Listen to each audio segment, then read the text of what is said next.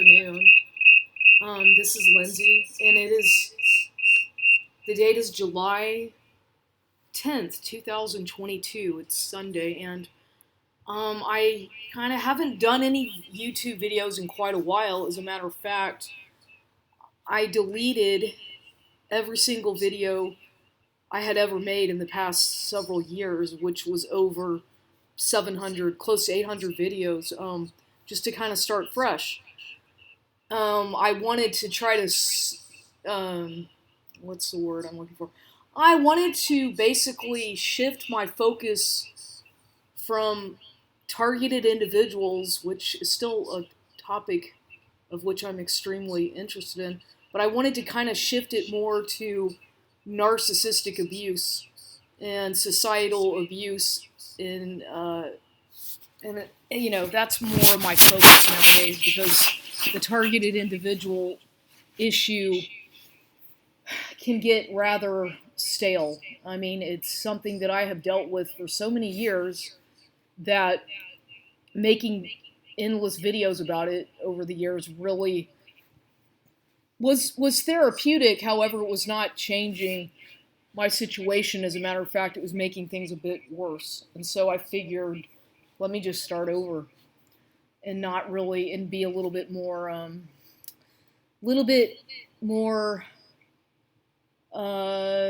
inconspicuous, I guess. I don't really care about showing my face so much. I don't really care about how many views I have. I don't care about the comments if people leave those. I just want to get word out there about certain things that can happen to a person when you are vulnerable. Because what happens is that this is when, okay, narcissistic individuals, and I'm not gonna say that everybody you meet who has strange behavior is a narcissist. However, there are definitely certain behavior characteristics and patterns that you should look out for that will be indicative of that person most likely being on the spectrum of narcissism. It could be on a low spectrum or more of an elevated spectrum, but nonetheless, there are things to look out for that are dead giveaways as to what type of individual you may be dealing with. So basically, what makes these people feel entitled to you is that they have a sense of entitlement over others, as they see themselves to be above your intellect.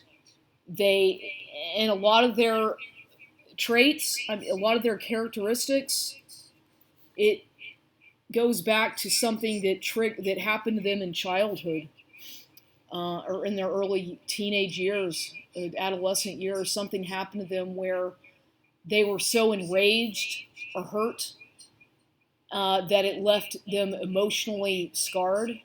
So therefore, they never quite healed properly or dealt with that abuse. And so now, as an adult, these people lash out in ways that are usually with significant others, with people who are close to them. You might encounter these individuals at your workplace. They might be your siblings. They may be your boss. They could be your neighbors, relatives, cousins, aunts, whatever, your spouse, significant other. But you'll see that, you're going to start questioning yourself. Why are they doing that? Or what did I do for them to do that to me? And what you're going to see or eventually notice is that there's a pattern of gaslighting, of brainwashing, gaslighting. They get you trapped in they lure you into a trap so that they can, entice you with words, usually. And then that's how they get you trapped, so you think that, oh, that person really cares about me. They love me. They would never do me wrong. They would never cheat on me. They would never betray me or hurt me. Yet, behind your back, it may be exactly what that person is doing to you. Because they feel that once they have you, that you're you know that there's that they are in control, and that you would never leave them. They seem to think that no, that person would never leave me because I have so much to offer, and they create a trauma bond with you, and it's a something that's actually very a real thing when a person you're involved with in the initial stages of the relationship, they might love bomb you to death, and then you all those chemical reactions are created initially in the relationship that are intense, and then over time the devaluation stage happens, and then eventually there's the discard, and they just start doing this slowly, but it's a series of events that will start to happen in these types of relationships with these types of individuals, because they feel entitled to you, and they seem to think that people are to be utilized like a doormat, and that you'll take the abuse because there's nowhere else for you to go, or no one else would want you. That's what a lot of them seem to think, but you usually end up proving these people wrong. And so I'm just giving you a basic little scenario of what some of their characteristics, but there's different things like different topics obviously with these individuals. One of which I think I want to talk about right now is the hoovering. So you are in a relationship with somebody that you were, say, maybe however long. Could have been a year, could have been 2 years, it could have been 6 months, it could have been 3 months, whatever. That relationship at some point ended. Okay, and you realize that you were involved with somebody who was a narcissist, or at least had a lot of characteristics of a narcissist, and you start to realize, that why am I with this person, and that what you're dealing with, and and you've already basically called them out for it in a subtle way, because you should never confront one of these people. If you do, you're just asking for trouble, because they know what they're doing. They're not capable of change, and they are doing these things to intentionally cause you havoc and pain and misery. But whenever you're with one of these individuals, and you've already gone through the devaluation stages, where they start doing subtle backhanded comments on you, criticizing you, mocking you, lying to you, things that they start doing to you, and then that's part of the devaluation, and then comes a discard, right? The final discard, where it just happens all of a sudden that they no longer, they drop you, or maybe you discarded them, but one way or another, that's inevitable with these individuals, is a discard, whatever way that may happen. But what's so odd, or what is so inevitable with these people, is that they come back after a few days, maybe after a few weeks, sometimes a few months, maybe even a few years, after they realize that you may have been a real genuine individual in that relationship, and they realize that maybe their new supply is not working out so well, and so they come back to hoover you.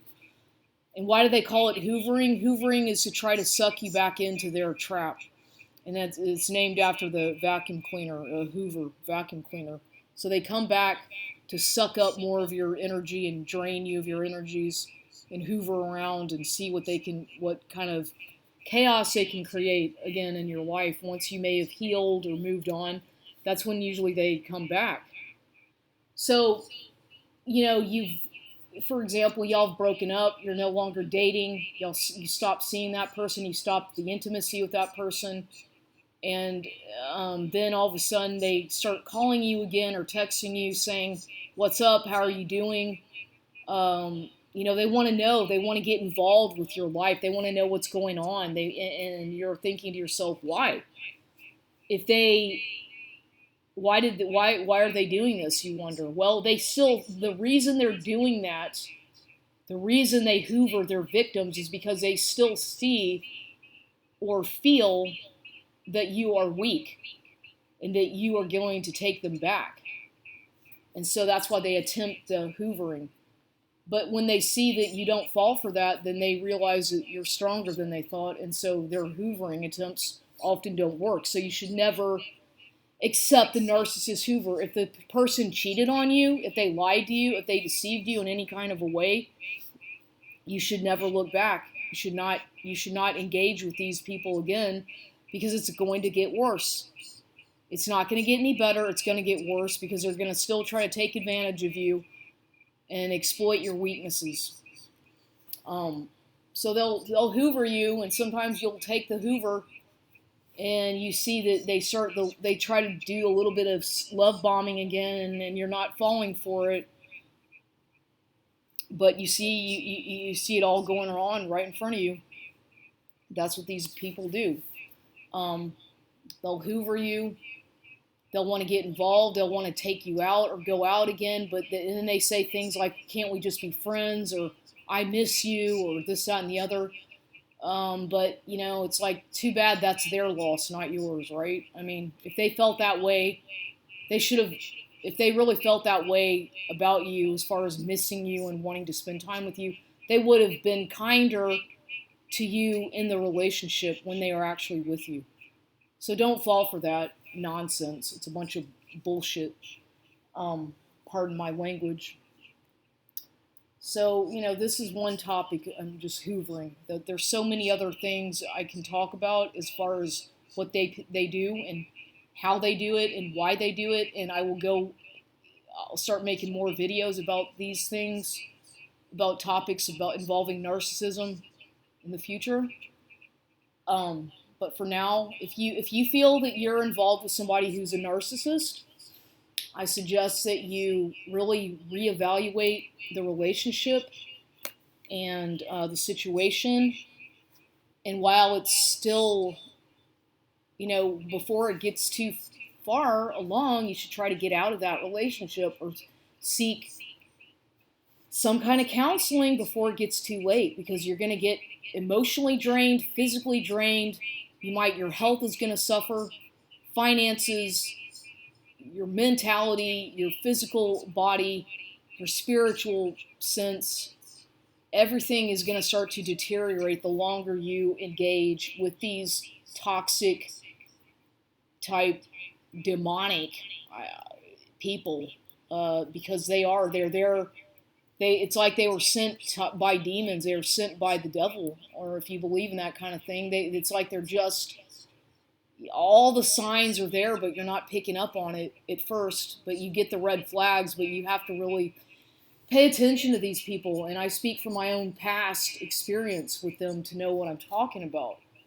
That when you start feeling or seeing those red flags, or you get these intuitions or strong feelings about a person, that you ought to listen to your gut feeling, because a lot of the times you're right. Not always, but a lot of times you're dead on correct about what you're feeling. Your intuition might be trying to tell you something, warning you. So that's it for now. This is a short video, just a reintroduction and a greeting to those people.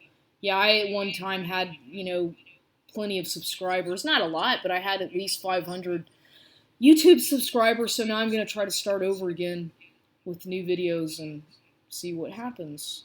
Have a nice afternoon.